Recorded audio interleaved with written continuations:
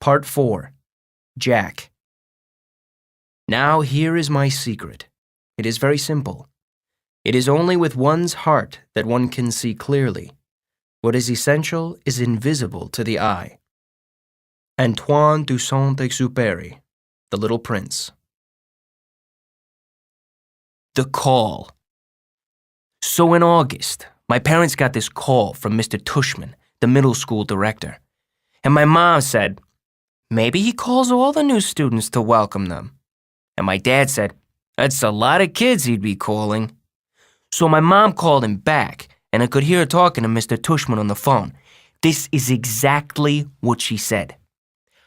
Oh, hi, Mr. Tushman. This is Amanda Will returning your call. Pause. Oh, thank you. That's so nice of you to say. He's looking forward to it. Pause. Yes. Pause. Yeah. Pause. Oh, sure. Long pause. Oh, uh-huh. Pause.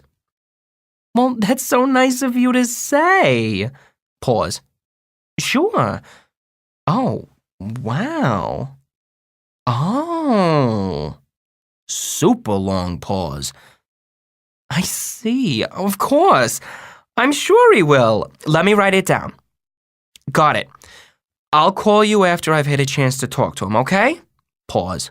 No, thank you for thinking of him. Bye-bye. When she hung up, I was like, what's up? What did he say?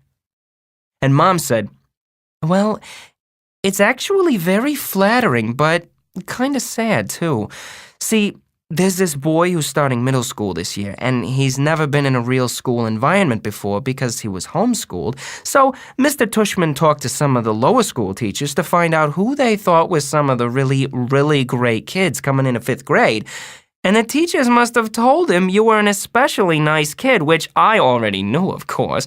And so Mr. Tushman is wondering if he could count on you to sort of shepherd this new boy around a bit. Like, let him hang out with me? I said. Exactly, said Mom.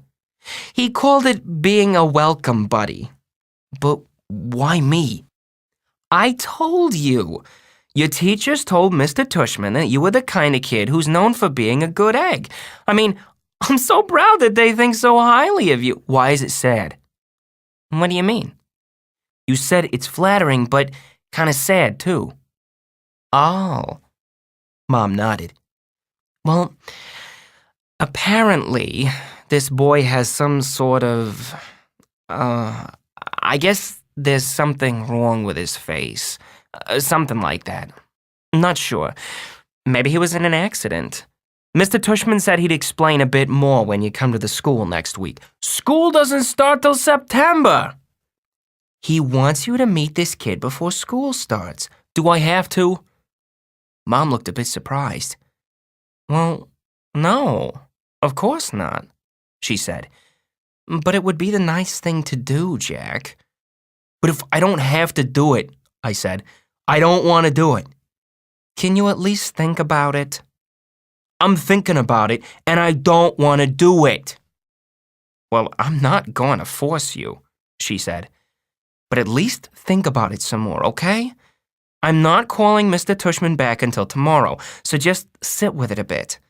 I mean, Jack, I really don't think it's that much to ask that you spend a little extra time with some new kid. It's not just that he's a new kid, Mom, I answered. He's deformed. That's a terrible thing to say, Jack. He is, Mom. You don't even know who it is. Yeah, I do, I said. Because I knew the second she started talking about him that it was that kid named August. Carvel. I remember seeing him for the first time in front of the Carvel on Amesford Avenue when I was about 5 or 6. Me and Veronica, my babysitter, was sitting on the bench outside the store with Jamie, my baby brother, who was sitting in his stroller facing us. I guess I was busy eating my ice cream cone because I didn't even notice the people who sat down next to us. Then at one point, I turned my head to suck the ice cream out of the bottom of my cone, and that's when I saw him. August. He was sitting right next to me. I know it wasn't cool, but I kind of went, "Ah!" when I saw him because I honestly got scared. I thought he was wearing a zombie mask or something. It was the kind of, "Ah!" you say when you're watching a scary movie and the bad guy, like, jumps out of the bushes. Anyway, I know it wasn't nice of me to do that, and though the kid didn't hear me, I know his sister did. "Jack, we have to go," said Veronica. She had gotten up and was turning the stroller around because Jamie, who had obviously just noticed the kid too, was about to say something embarrassing. So I jumped up kind of suddenly, like a bee had landed on me, and followed Veronica as she zoomed away. I could hear the kid's mom saying softly behind us, "Okay, guys, I think it's time to go." And I turned around to look at them one more time. The kid was licking his ice cream cone, the mom was picking up his scooter, and the sister was glaring at me like she was gonna kill me. I looked away quickly.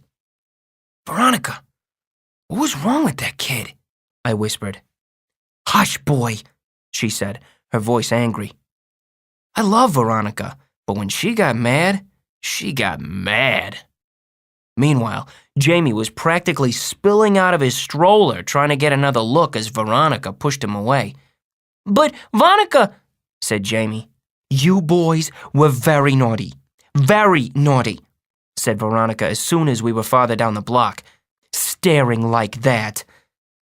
"I didn't mean to," I said. "Veronica," said Jamie. "Us leaving like that," Veronica was muttering. "Oh, Lord, that poor lady. I tell you, boys, every day we should thank the Lord for our blessings. You hear me?" "Veronica!" "What is it, Jamie?" "Is it Halloween?" "No, Jamie." "Then why was that boy wearing a mask?" Veronica didn't answer. Sometimes, when she was mad about something, she would do that. "He wasn't wearing a mask," I explained to Jamie. "Hush, Jack," said Veronica. "Why are you so mad, Veronica?" I couldn't help asking. I thought this would make her angrier, but actually, she shook her head. "It was bad how we did that," she said. "Just getting up like that, like we'd just seen the devil. I was scared for what Jamie was going to say, you know? I didn't want him to say anything that would hurt that little boy's feelings. But it was very bad, us leaving like that. The mama knew what was going on." "But we didn't mean it," I answered. "Jack, sometimes you don't have to mean to hurt someone to hurt someone. You understand?" That was the first time I ever saw August in the neighborhood, at least that I remember. But I've seen him around ever since then. A couple of times in the playground, a few times in the park. He used to wear an astronaut helmet sometimes, but I always knew it was him underneath the helmet. All the kids in the neighborhood knew it was him. Everyone has seen August at some point or another. We all know his name, though he doesn't know ours. And whenever I've seen him, I try to remember what Veronica said. But it's hard. It's hard not to sneak a second look. It's hard to act normal when you see him.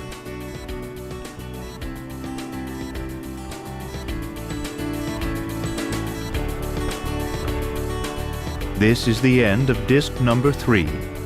Please insert disc number 4.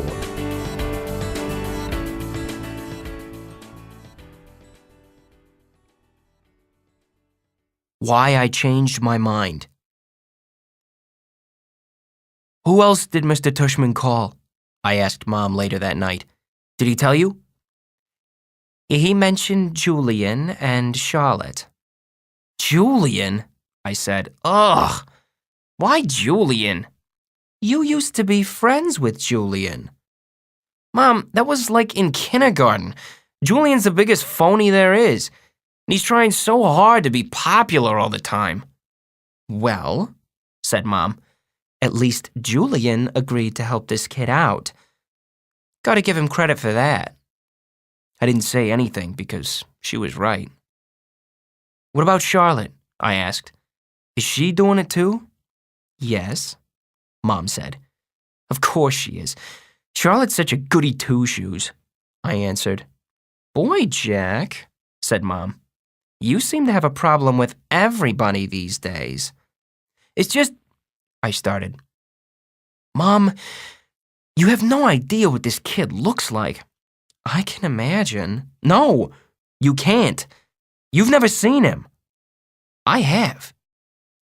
It might not even be who you're thinking it is. Trust me, it is. And I'm telling you, it's really, really bad. He's deformed, Mom. His eyes are like down here. I pointed to my cheeks. And he has no ears, and his mouth is like... Jamie had walked into the kitchen to get a juice box from the fridge. Ask Jamie, I said. Right, Jamie? Remember that kid we saw in the park after school last year? The kid named August, the one with the face? Oh, that kid? Said Jamie, his eyes opening wide. He gave me a nightmare. Remember, Mommy? The nightmare about the zombies from last year? I thought that was from watching a scary movie, answered Mom. No, said Jamie. It was from seeing that kid. When I saw him, I was like, ah! And I ran away. Wait a minute, said Mom, getting serious. Did you do that in front of him? I couldn't help it, said Jamie, kind of whining. Of course you could help it, Mom scolded. Guys, I have to tell you, I'm really disappointed by what I'm hearing here. And she looked like how she sounded. I mean, honestly, he's just a little boy, just like you. Can you imagine how he felt to see you running away from him, Jamie, screaming? It wasn't a scream, argued Jamie. It was like an ah! He put his hands on his cheeks and started running around the kitchen. Come on, Jamie, said Mom angrily. I honestly thought that both my boys were more sympathetic than that. What's sympathetic? Said Jamie, who was only going into the second grade. You know exactly what I mean by sympathetic, Jamie, said Mom. It's just, he's so ugly, Mommy, said Jamie. Hey, Mom yelled. I don't like that word. Jamie, just get your juice box. I want to talk to Jack alone for a second. Look, Jack, said Mom as soon as he left, and I knew she was about to give me a whole speech. Okay, I'll do it, I said, which completely shocked her. You will? Yes. So, I can call Mr. Tushman? Yes, Mom, yes, I said yes. Mom smiled. I knew you'd rise to the occasion, kiddo. Good for you. I'm proud of you, Jackie. She messed up my hair. So, here's why I changed my mind. It wasn't so I wouldn't have to hear Mom give me a whole lecture. And it wasn't to protect this August kid from Julian, who I knew would be a jerk about the whole thing. It was because when I heard Jamie talking about how he had run away from August going, ah, I suddenly felt really bad. The thing is, there are always going to be kids like Julian who are jerks. But if a little kid like Jamie, who's usually a nice enough kid, can be that mean, then a kid like August doesn't stand a chance in middle school. 4 things. First of all, you do get used to his face. The first couple of times, I was like, whoa, I'm never gonna get used to this. And then after about a week, I was like, it's not so bad. Second of all, he's actually a really cool dude. I mean, he's pretty funny. Like, the teacher will say something, and August will whisper something funny to me that no one else hears and totally make me crack up. He's also just overall a nice kid. Like, he's easy to hang out with and talk to and stuff. Third of all, he's really smart. I thought he'd be behind everyone because he hadn't gone to school before, but in most things, he's way ahead of me. I mean, maybe not as smart as Charlotte or Jimena, but he's up there. And unlike Charlotte or Jimena, he lets me cheat off him if I really need to, though I've only needed to a couple of times. He's also let me copy his homework once, though we both got in trouble for it after class. The two of you got the exact same answers wrong on yesterday's homework, Miss Rubin said, looking at both of us like she was waiting for an explanation.